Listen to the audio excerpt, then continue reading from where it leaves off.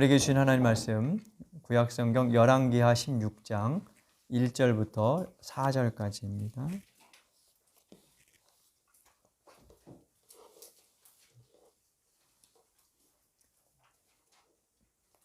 열왕기하 16장 1절부터 4절 우리 하나님 말씀을 한 절씩 교독하겠습니다.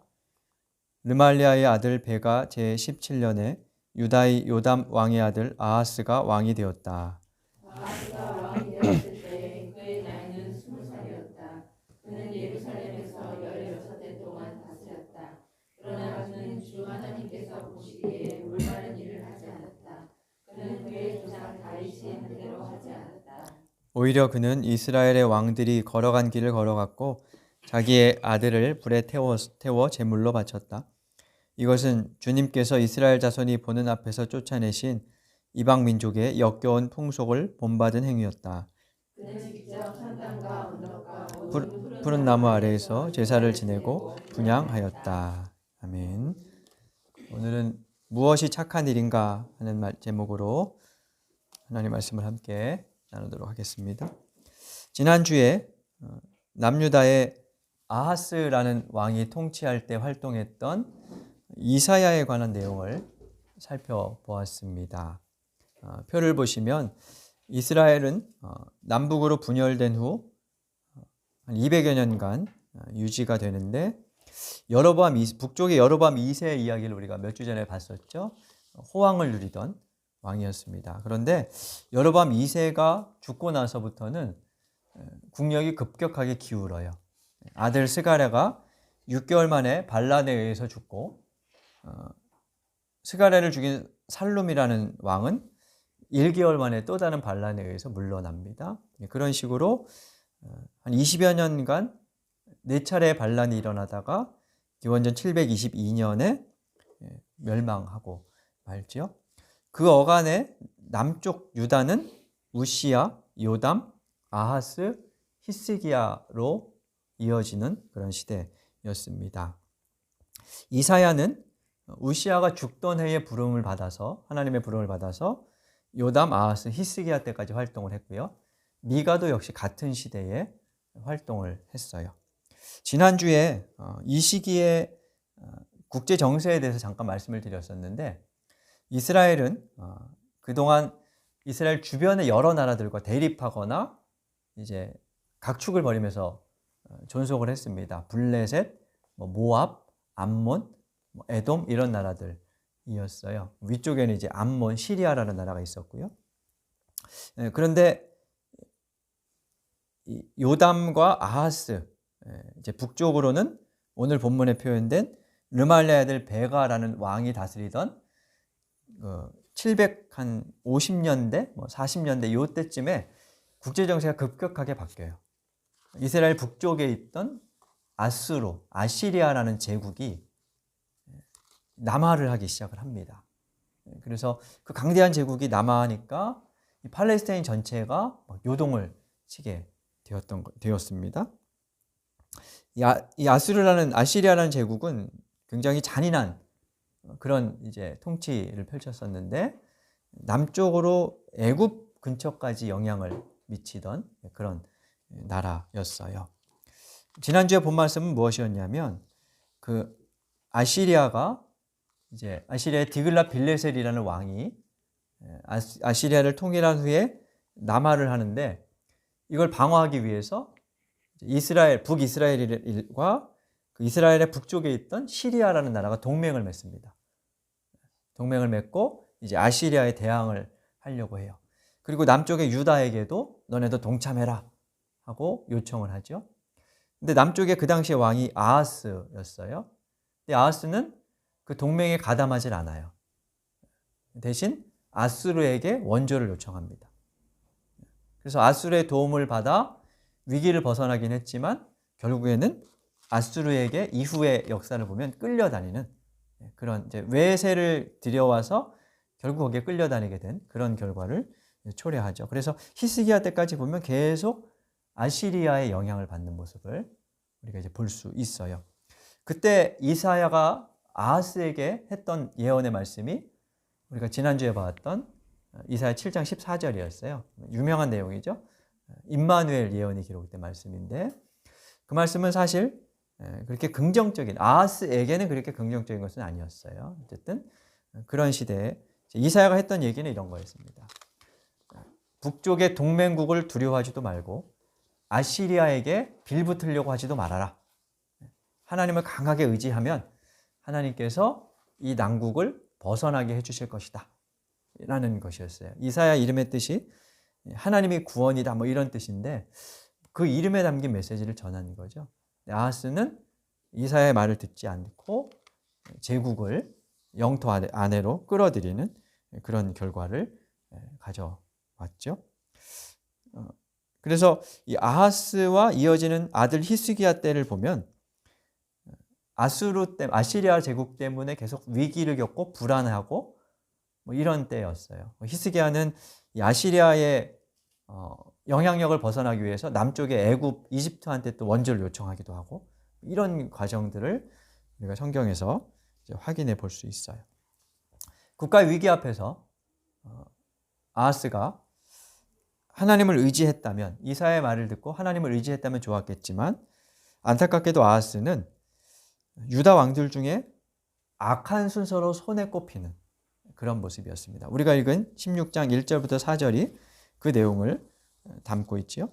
아하스는 20살의 왕이 되어서 16년을 다스렸는데 하나님께서 보시기에 올바른 일을 하지 않았다.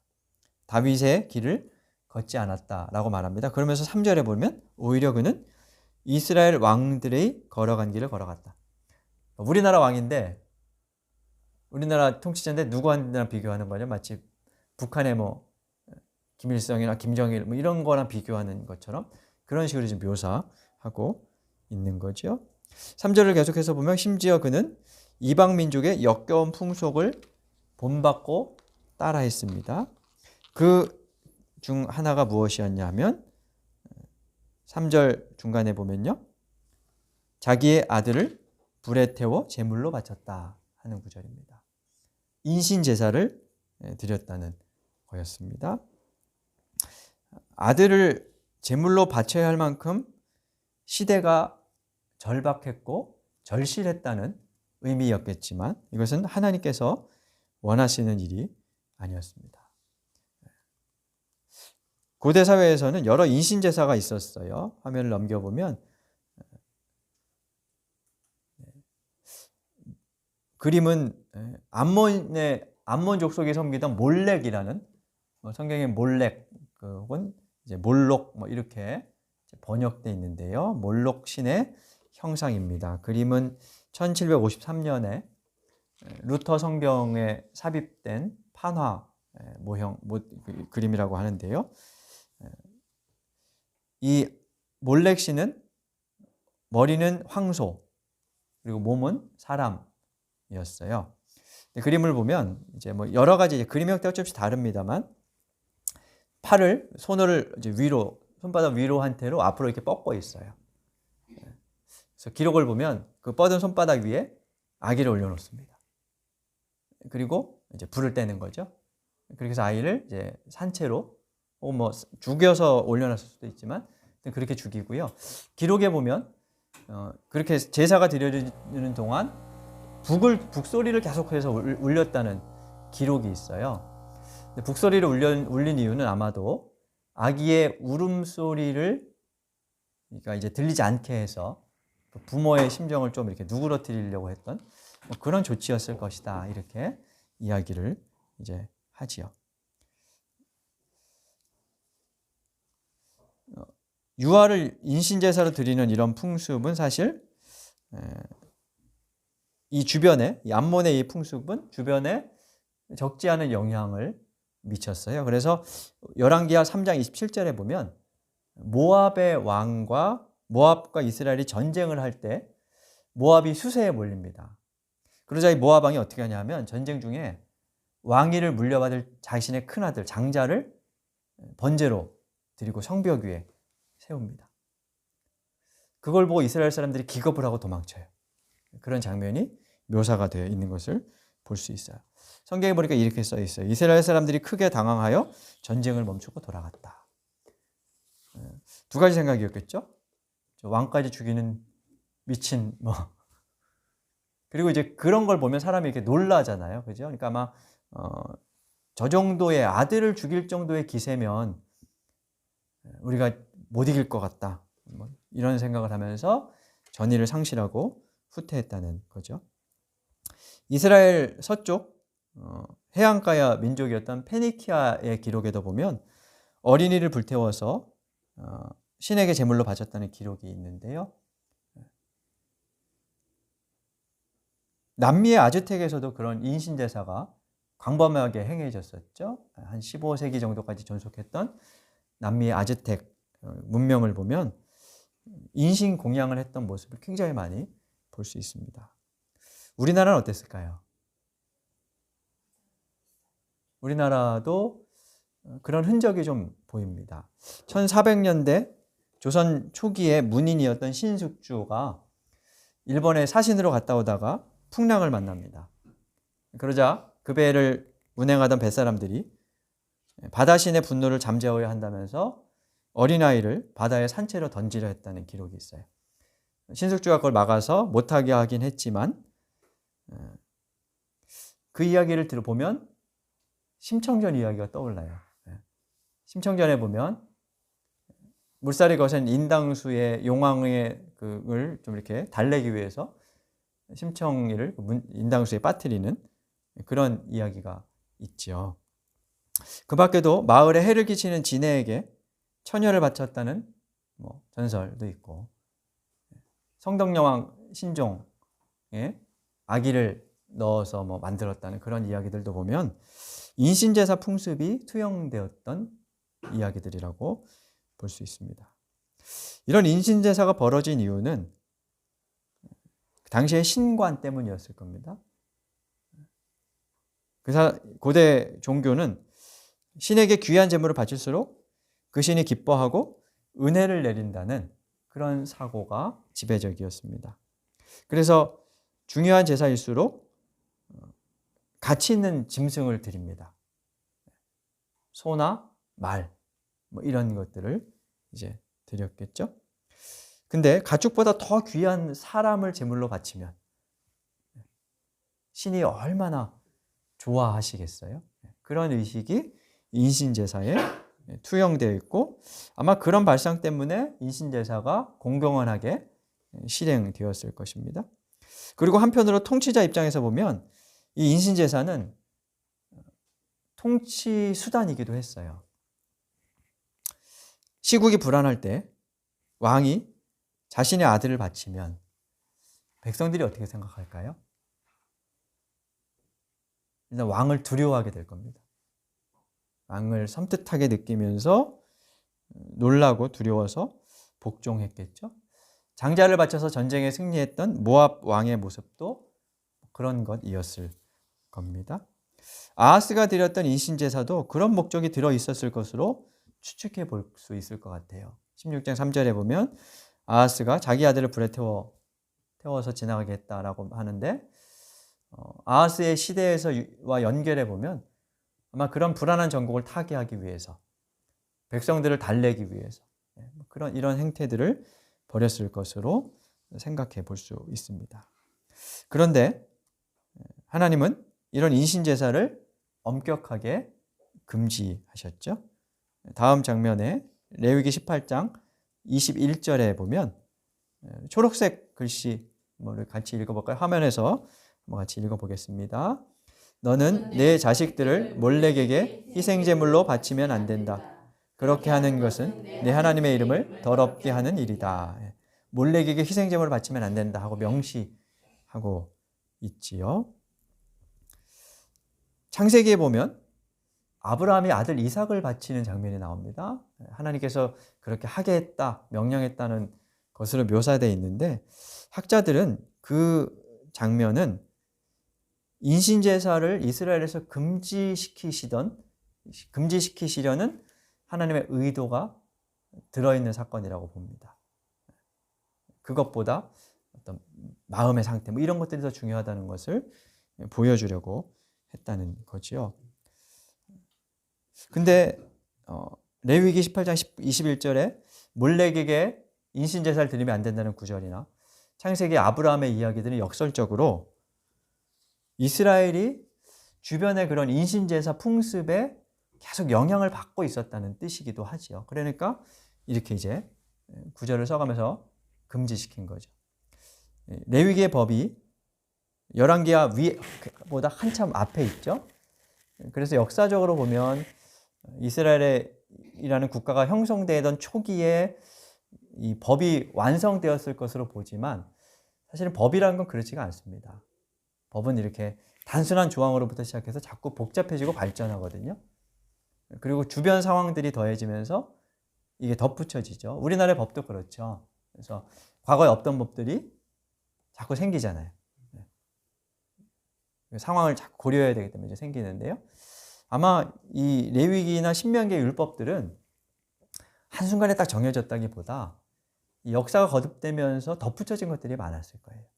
십계명을 기초로 해서 그것을 해석해내는 과정, 또 적용하는 과정에서 여러 가지 것들이 덧붙여졌겠죠. 그래서 후대의 기록이 투영된 것으로, 후대의 어떤 정황들이 투영된 것으로 볼 수 있죠. 아무튼 하나님은 인신제사를 강력하게 금지하셨습니다. 그런데 열왕기하 16장 오늘 본문이나 21장 6절 같은 데를 보면 아하스가 인신제사를 드렸고요. 아하스의 손자였던 므낫세도 인신제사, 아들을 불 가운데로 불살라 바쳤다 하는 이야기를 우리가 확인해 볼 수 있습니다. 왕들이 이렇게 행했다면 그 파급력이 상당했을 겁니다. 민간에게도 상당한 영향을 미쳤을 것 같아요.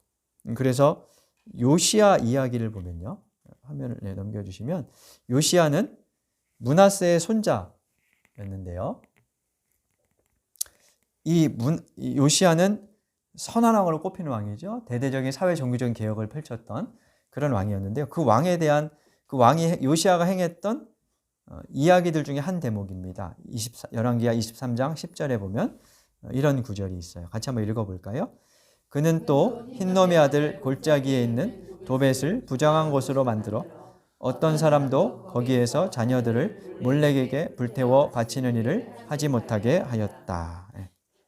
흰놈의 아들 골짜기, 흰놈은 뭐 지옥 이런 뜻인데요.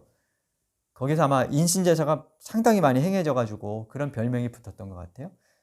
그곳에서 어떤 사람도 자녀들을 몰렉에게 불태워 바치는 일을 하지 못하게 철폐시켰다, 금지시켰다 하는 이야기입니다.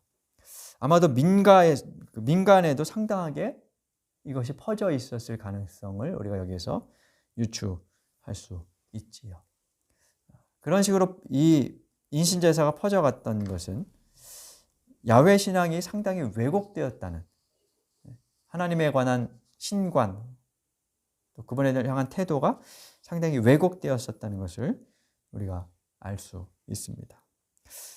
아하스 시대에 활동했던 예언자 미가에게서 우리는 인신제사를 비판했던 예언자의 목소리를 들을 수가 있습니다. 미가는 처음에 말씀드린 것처럼 유다의 요담, 아하스, 히스기야가 연이어 왕으로 통치하던 시대에 활동을 했습니다. 주전 740년에서 700년 혹은 680년대까지도 보기도 하는데요. 미가는 남유다의 예루살렘, 수도 예루살렘에서 한 35km 정도 떨어진 모레셋이라는 시골 마을 출신이었어요. 같은 시대에 활동했던 이사야는 주로 궁중에서 활동을 했어요. 왕족으로 보기도 하고요. 귀족 출신으로도 보기도 하는데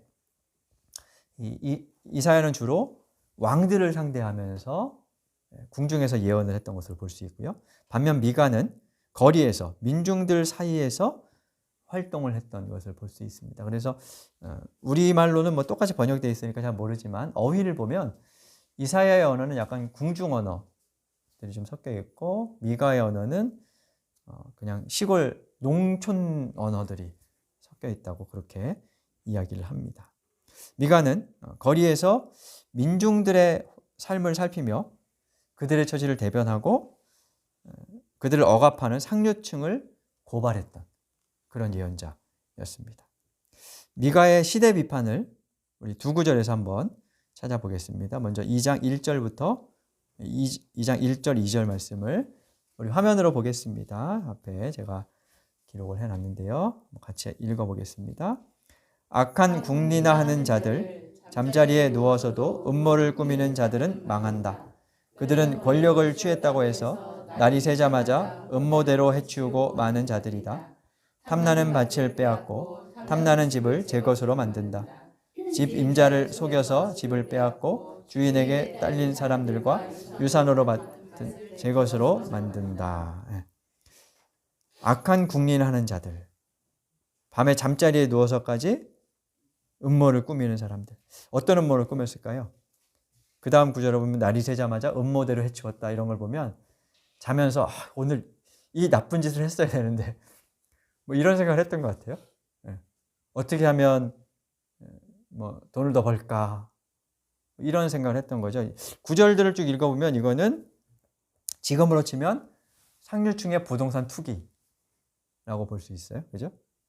탐나는 집을 뺏고 밭을 뺏고 집임자를 속여서 그들의 밭과 유산을 빼앗고 뭐 이런 걸 보면 부동산 투기 같은 거예요. 법을 이용해서 사기 같은 행태를 하면서 재산을 축적하는 그런 모습일 것 같습니다. 그럼에도 그것을 전혀 부끄러워하지 않은 것 같아요.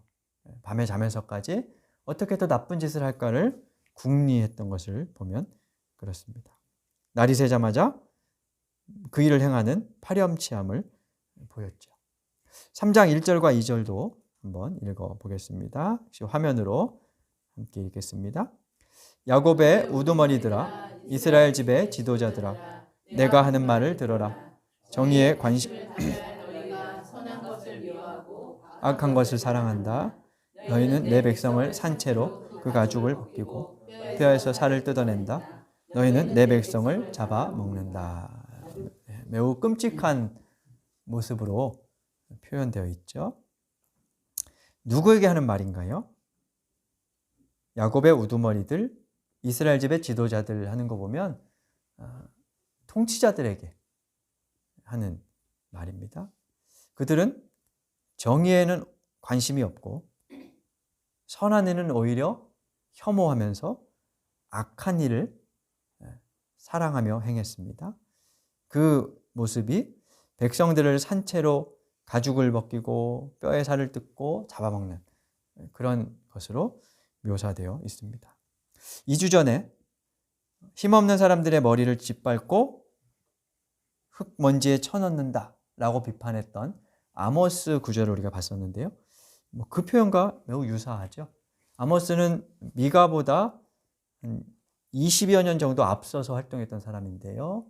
그 시대가 어땠었는지를 우리가 이런 구절들에서 확인해 볼 수 있어요. 이사야서를 보면, 같은 시대에 활동했던 이사야서를 보면 재밌는 표현이 나와요. 부녀자들이, 귀부인들이 온갖 귀금속으로 온몸을 장식해 갖고 그게 너무 무거워서 걸음을 걷지 못해서 어기적 걷는다. 이런 표현들이 나와요. 그러니까 풍자일 수도 있는데 그 시대가 어땠는지를 보여주는 거죠. 근데 이런 모습을 보면 지금 우리 시대와 별로 다르지 않은 것 같아요. 요 며칠 전에도 장관 임명을 위한 인사청문회가 있었습니다만 그런 걸 볼 때마다 참 저 사람들은 정말 부끄러움을 모르는 사람들이구나 하는 생각을 하게 돼요. 온갖 부정과 불법을 저질러서 재산을 축적했으면서도 자기의 치부가 그 자리에서 드러나는데도 부끄러움을 모르고 모렴치하게 장관 자리 하나 앉아보겠다고 버티는 그런 모습을 보면 좀 애처롭다는 생각도 하게 되죠. 아모스, 이사야, 미가의 시대도 그랬어요. 미가 시대의 권력자들은 그렇게 모은 돈으로 무엇을 했을까요? 아모스의 표현에 따르면 상하 침대에 눕는 호화롭고 사치스러운 생활도 했지만 미가는 그 돈으로 권력자들이 했던 것은 하나님께 무한대에 가까운 값비싼 제물을 바치면서 예배 드렸다는 것이었어요. 미가서 6장 6절부터 8절은 그런 정황이 담겨 있습니다. 이 구절은 미가서의 핵심 구절이기도 한데요. 우리 그 구절을 한번 성경에서 찾아보겠습니다. 미가 6장 6절부터 8절입니다.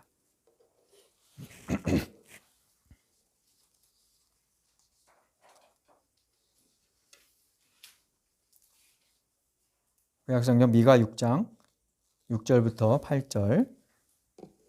먼저 6절과 7절을 같이 읽겠습니다.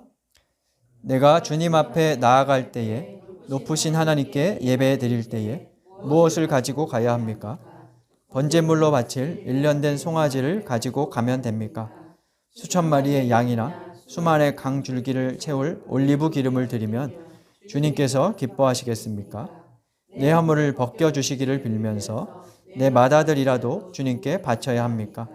내가 지은 죄를 용서하여 주시기를 빌면서 이 몸의 열매를 주님께 바쳐야 합니까? 6절과 7절에 보면 당시의 예배의식이 투영되어 있습니다. 6절에 보면 내가 주님 앞에 나아갈 때, 예배 드리러 나아갈 때 무엇을 가지고 가야 합니까? 이렇게 묻죠. 이 내용은 이런 당시의 풍습이 담겨 있다 그래요. 당시에 이스라엘의 예배의식을 보면 예배자가 이제 성소에 들어오기 전에 입구에 서 있는 제사장에게 이렇게 묻습니다. 제가 예배 드리러 가도 됩니까? 하고 묻습니다. 그 이유는 그 당시에는 피부병이 있거나 부정한 사람들은 이 제의에 참석할 수 없기 때문에 이제 제사장이 아마 살펴봤던 것 같아요. 그때 이제 제사장이 그를 살펴보고 통과해도 되는지 아닌지를 이렇게 봐요. 아까 읽었던 교독으로 읽었던 시편 15편도 사실 그런 정황들이 담겨 있어요. 하나님 앞에 하나님의 산에 올라가지 않은 누구입니까? 정의를 행하는 자 이런 식으로 표현되어 있는 것을 우리가 볼 수 있죠. 그래서 입구에 서 있는 제사장에게 예배자가 묻습니다. 제가 들어가도 되겠습니까? 미가는 그런 상황을 패러디해요. 그러니까 6절과 7절은 예배자의 질문이에요. 내가 가도 되겠습니까? 이렇게 묻는 거예요. 근데 그들이 가지고 가려고 했던 것들이 뭡니까? 1년 된 송아지, 수천 마리의 양, 수만의 강을 채울 올리브 기름 이런 것들 있지요. 지금 값어치로 환산해도 아마 무척 가치가 있는 그런 것들이었을 겁니다. 1년 된 송아지, 수천 마리 양, 수만의 강 이렇게 점점 커지고 있죠. 양이 더 많아져요. 그러다 급기야 7절에는 맏아들 드리면 하나님이 기뻐하시지 않을까 하는 소리까지 합니다. 인신제사 하면 하나님 만족하시겠습니까? 이런 식으로 생각을 하는 겁니다. 바꿔 말하면 이런 제물들이 하나님을 기쁘게 한다고 생각을 했다는 거죠. 자, 근데 이런 제물들은 누가 드릴 수 있었을까요? 이걸 준비할 수 있는 사람들은 어떤 사람들이었겠어요? 부유한 사람들이었겠죠. 이 정도 말할 수 있는 사람들은 부유한 사람들이었을 겁니다. 이들의 이 예물에는 가난한 사람들의 눈물이 담겨 있었어요. 근데 그걸 가지고 와서 이거 드리면 하나님이 기뻐하실 거야. 우리나라 지켜주실 거야. 하면서 맏아들까지 바치겠다며 하나님께서 금하실 인신제사까지 운운하고 있는 거죠. 이에 대해서 8절은 미가의 대답입니다. 예배자가 물으면 제사장이 대답을 하는데 그 제사장의 대답을 미가가 가로채서 대신 하는 거죠. 8절 말씀을 한번 읽어보겠습니다. 너 사람아 무엇이 착한 일인지를 주님께서 이미 말씀하셨다. 주님께서 너에게 요구하시는 것이 무엇인지도 이미 말씀하셨다. 오로지 공의를 실천하며 인자를 사랑하며 겸손히 내 하나님과 함께 행하는 것이 아니냐. 미가는 하나님이 원하시는 것은 예배나 제사 혹은 기도가 아니라고 말합니다. 대신 하나님께서 이미 일러주셨던, 이미 말씀하셨다 하는 것이 두 번 강조되고 있죠. 이미 율법을 통해서 혹은 여호와 신앙 전통을 통해서 누누이 강조되어 왔다는 것이에요. 그것을 말합니다. 그것은 무엇입니까? 하나님께서 원하시는 착한 일은 세 가지로 표현되어 있습니다. 공의를 실천하고 인자를 사랑하며 하나님 앞과 겸손하게 행하는 것이다. 이 구절은 정의를 외친 아모스의 말, 인자, 헤세드를 강조했던 호세아 등 앞선 예언자들의 메시지를 종합한 것이라고 볼 수 있습니다. 차별이 없는 공의로움, 인자, 사랑과 자비에 대한 실천, 그리고 그 모든 일을 하나님과 동행하는 겸손한 마음으로 행하는 것, 이것이 정말 하나님을 기쁘게 한다는 것입니다.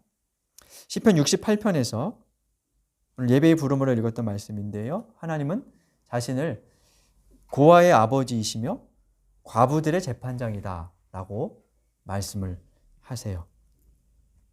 이런 하나님 자신에 대한 정의는 당시의 고대 사회에서는 매우 파격적이고 혁명적인 개념이었어요. 왜냐하면 고대 사회에서 신은 누구의 대변자였냐면 그 사회의 엘리트들의 대변자였습니다. 왕과 귀족들, 사제들의 대변자였어요. 그들의 신이었죠. 가난하고 헐벗은 민중들은 신의 가호를 입지 못하는 사람들로 취급되었습니다. 그런데 그런 사회에서 하나님은 나는 고아들의 아버지이다. 과부들을 공의롭게 재판하는 재판장이다라고 말씀을 하시죠. 이런 점에서 이스라엘의 하나님은 당시의 고대 근동의 여러 신들과는 달랐습니다. 이스라엘 백성들에게 그들의 신이 아닌 다른 하나님을 바로 섬기도록 요구하셨던 거죠. 당시 예루살렘의 권력자들은 마다들을 바칠 기세가 있을 만큼 겉으로 보기에는 어쩌면 매우 열정적인 신자들이었는지도 모르겠어요. 그러나 마음을 들여다보면 이들의 그 종교적 열정은 사실 자기중심적이었어요. 그것을 통해서 내게 뭐가 혜택이 있기를 바라는 그런 모습이었죠. 그래서 그러한 종교 활동은 자기 만족, 자기 과시를 위한 위선적인 행위일 뿐이었습니다. 정작 하나님이 무엇을 원하시는지는 관심조차 없었죠. 그래서 6절과 7절을 보면 조금 약간 냉소적인 태도가 보여요. 하나님은 이런 거 가져가면 기뻐하시겠어요? 뭐 이러면서 이야기를 하고 있죠.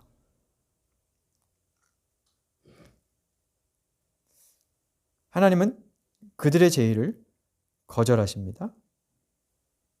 왜냐하면 그들의 예물은 예물이 아니라 뇌물이었기 때문이에요. 그 뇌물을 하나님은 받지 않으십니다. 그 대신 일상에서 하나님의 뜻이 무엇인지를 살피고 실천하라고 말씀을 하십니다. 마다들을 드리는 정성을 보인다 해도 정성이 발음을 대신해 주진 않아요. 그래서 우리 뭐 그런 얘기 가끔 하지. 정성으로 뭐 드렸으니. 그 정성이 올바름을 대체할 수 없습니다. 정성스러운 예배가 바른 예배를 대체하면 안 됩니다. 정성이 담겼다고 해서 모든 것이 옳은 것은 아니란 뜻입니다. 하나님이 원하시는 것은 정의로우며 사랑과 겸손이 담긴 삶이었지 종교의식이 아니었습니다. 그렇다고 종교의식이 없어야 한다는 것은 아닙니다. 하나님도 그것을 철폐하진 않으세요. 예배와 삶이 결부된 종교와 일상이 분리되지 않은 그런 삶을 살라는 말씀이지요.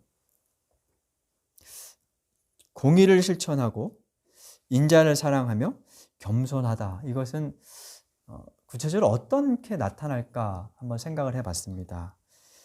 인간에 대한 예의가 아닐까 싶어요. 인간에 대한 정성과 예의.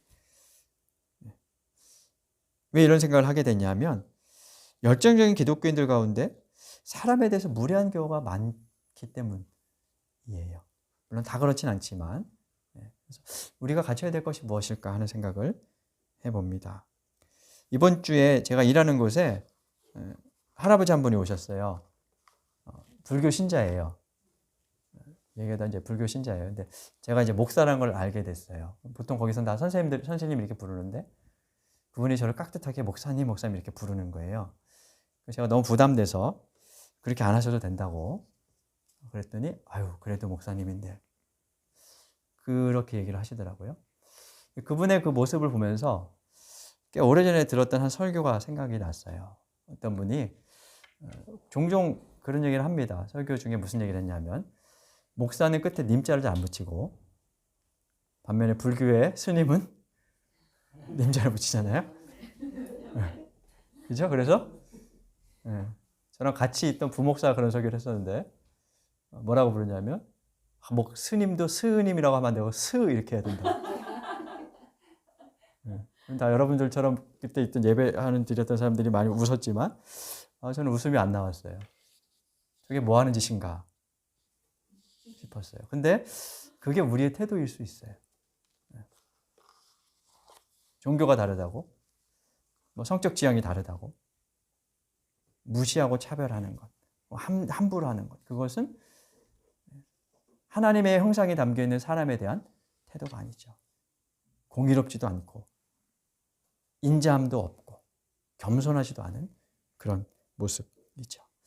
근데 안타깝게도 오늘날 교회에서 그런 사고가 매우 지배적인 것 같습니다. 그 사고가 결국 우리의 삶도 만들어 내겠죠. 겉보기에 신앙이 아무리 그럴듯해 보여도 일상이 위선으로 가득 차 있다면 하나님은 그들의 예배조차 거부하십니다. 오늘 말씀은 사실 지도자들에게 행한 것이에요. 우리 개개인이 물론 정의롭게 살아야 되지만 우리가 그렇다고 얼마나 부정하게 살겠어요, 그죠? 지도자들에게 한 거거든요. 그 말은 사회 구조 전체에 관한 말씀이라고 볼 수 있어요. 왜냐하면 우리가 아무리 개인이 정의롭게 살려고 해도 사회 구조 악이라는 게 있어가지고 사회 구조 속에서 어쩔 수 없이 부정해질 수밖에 없는 상황들이 있거든요. 그러니까 그 권력자들은 그걸 이용해서 재산을 축적하는 것이고 우리는 그냥 그 속에서 부정한 일들을 어쩔 수 없이 이렇게 행하면서 사는 거죠. 그래서 우리가 이제 교회 안에서 개인의 어떤 경건과 구원의 문제에 많이 집중하는데 사실은 개인을 넘어서 사회 구조적인 문제도 함께 들여다볼 필요가 있죠. 왜냐하면 우리가 원하는 것은 우리 개인의 구원뿐만 아니라 이 사회가 좀 더 하나님의 뜻에 가까워지는 것이고 우리 공동체가 좀 더 하나님의 선하심을 드러내는 공동체가 되는 것이기 때문에 그렇죠. 그래서 우리가 이런 구절들을 통해서 사회적인 모습도 함께 볼 수 있어야 합니다. 그러면서도 우리 자신을 성찰하는 그런 모습이 있어야겠죠. 저와 여러분이 무엇이 착한 일인지를 다시 한번 되새기며 일상에서 예배의 마음이 담겨있는 삶을 살고 또 그 삶이 이 시간 같은 예배로 연장되는 그런 신앙인으로 설 수 있기를 간절히 바랍니다. 우리 함께 주신 말씀 생각하며 기도하겠습니다.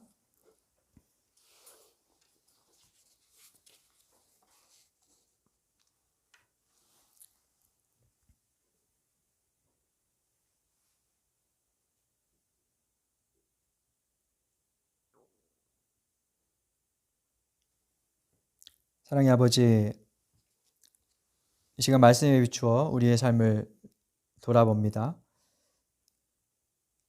우리의 삶이 헛된 예배와 헛된 경건의 모습이 아니라 공의와 사랑, 겸손으로 가득 채워지게 하여 주옵소서. 푸르고 맑고 투명한 마음에 하나님을 담아 그 하나님을 닮아가게 하옵소서. 더 나아가 우리 교회가 또 우리 사회가 고아들의 아버지이시며 과부들의 재판장이신 하나님의 형상을 닮게 하옵소서. 예수님 이름으로 기도드립니다. 아멘.